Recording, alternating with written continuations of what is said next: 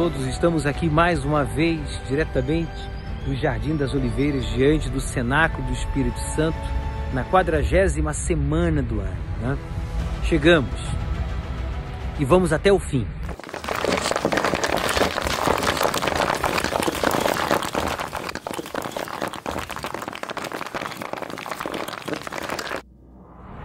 E vamos dar continuidade à leitura do livro de Neemias. Hoje iniciamos o capítulo 7. Mas antes, eu gostaria, se possível, que você fechasse os seus olhos, pois eu peço que a poderosa mão do nosso Deus esteja sobre cada um de nós, para abençoar essa 40ª semana do ano, com decisões inteligentes, à luz da palavra de Deus, para que problemas sejam resolvidos, objetivos sejam alcançados e sonhos sejam realizados, e tudo para a glória do nosso Deus. E você que crê, diga amém. Diz assim o texto bíblico, capítulo 7, versículo 1 do livro de Neemias. Sucedeu que, depois que o muro foi edificado, que foram 52 dias, lembra? A gente estudou semana passada. Eu levantei as portas, agora faltavam as portas, e foram estabelecidos os porteiros, os cantores e os levitas. Veja a ordem, né? Primeiro os muros, as portas, depois quem? Os porteiros, os cantores e os levitas.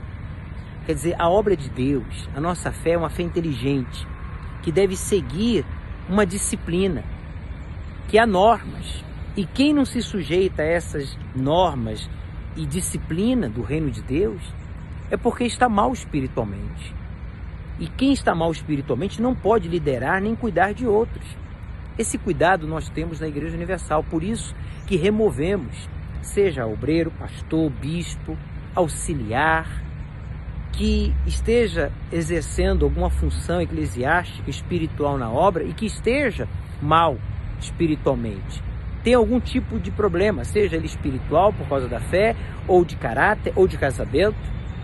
E por que o fazemos? Porque nós só podemos dar o que temos.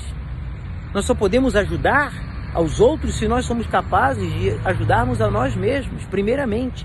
E diz aí que ele estabeleceu, depois que o muro havia sido reconstruído, colocou as portas, botou os porteiros, os cantores e os levitas.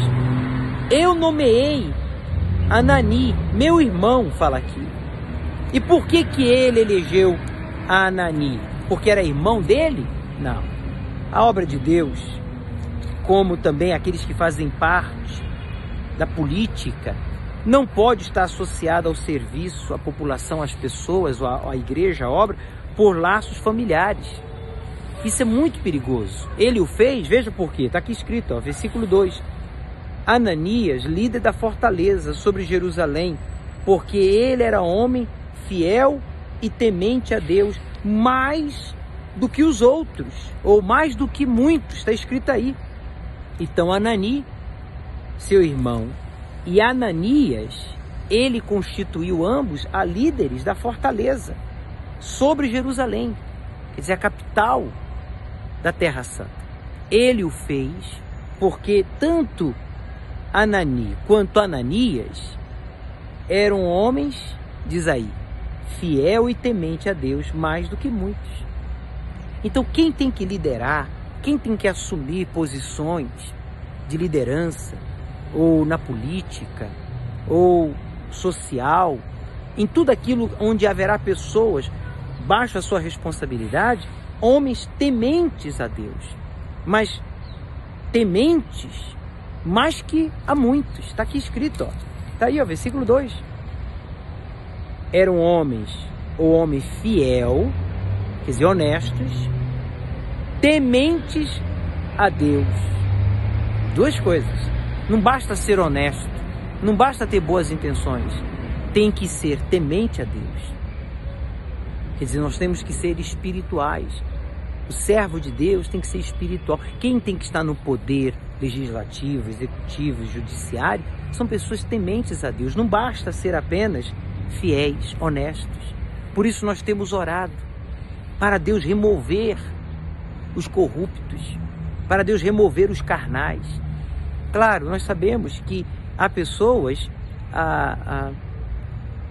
que estão nesses poderes e que não estão bem espiritualmente, e por isso a nação sofre. Porque quando o ímpio, o injusto governa, o povo geme, o povo padece, a nação sofre. Mas quando nós temos pessoas fiéis, como diz aqui, tementes a Deus, aí o povo prospera, o povo se alegra. E nós devemos orar pela nossa nação e por aqueles que estão em uma posição de autoridade, para que Deus pese na consciência deles, para que Deus coloque a sua mão, para que Deus venha fazê-los ver os seus erros e corrigi-los, ou se não removê-los e colocar pessoas fiéis e tementes a Ele. Versículo 3 diz: e disse-lhes, não se abram as portas de Jerusalém até que o sol alcance, quer dizer, o sol saia, e enquanto os que assistirem ali permanecerem, que ali, no caso, os que estavam ali vigiando as portas, permanecessem as portas fechadas, e vos trancaias, e ponham-se guardas dos moradores de Jerusalém, cada um na sua guarda, e cada um diante da sua casa. Desculpa. Então veja que ele instruiu Neemias. Primeiro, vocês não devem abrir as portas da cidade até que o sol tenha saído, o sol esteja alto. E ele disse, olha, vocês devem manter as portas fechadas, devem trancá-las e colocar guardas diante dessas portas, as portas, no caso aqui, da cidade de Jerusalém. Mas ele também falou aqui, olha, cada um na sua guarda e cada um diante da sua casa. Em outras palavras, além dos guardas que ele havia designado para guardar os portões da cidade de Jerusalém, ele deixou claro que todo pai de família tinha que fazer o seu dever de casa. E cada pai de família tinha que guardar um diante da sua própria casa. Quer dizer, tinha que se colocar como um guarda. Você tem que ser um exemplo. Trazendo para os nossos dias, você tem que se colocar diante da porta da sua casa e dizer, na minha casa não vai entrar corrupção, não vai entrar vício, não vai entrar promiscuidade, não vai entrar violência, não vai entrar idolatria. Na minha casa não vai entrar esses ensinamentos antibíblicos de partidos A, B, C, de religião A, B, C, de famosos A, B, C. Não, na porta da casa de cada um deveria haver pessoas para vigiar a sua casa, vigiar a sua família. Você não tem como se intrometer na vida dos outros, na família dos outros, na casa do vizinho, mas na sua você tem responsabilidade. Então, daí a importância de você e eu orarmos a Deus, porque o nosso voto tem um poder de colocar pessoas no poder e de remover pessoas do poder. Por isso que antes da gente votar em alguém, confiar o nosso voto de confiança para governar sobre nós, devemos orar a Deus e pedir a Deus a direção, para que Ele venha mostrar quem realmente vai lutar pelos nossos direitos, para que a nossa cidade esteja segura e também a nossa casa, porque se a cidade não tivesse portões, estaria vulnerável.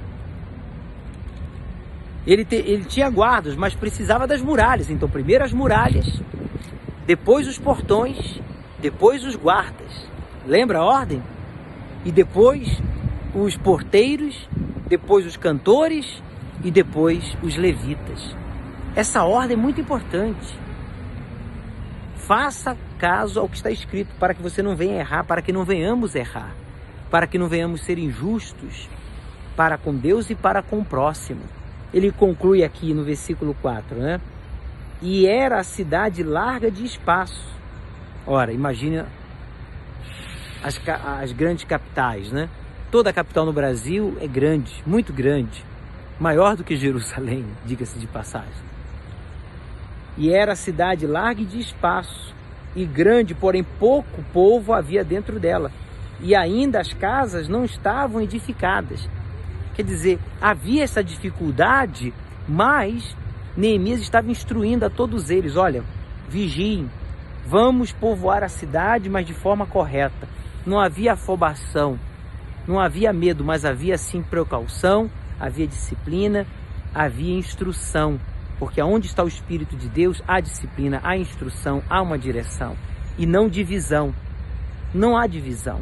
E é isso que Neemias deixa claro aqui, do versículo 1 ao versículo 4. Pense nisso, medite nisso. Porque aqui está o segredo para nós termos líderes espirituais e líderes também administrativos e políticos, nos fazendo bem e não mal.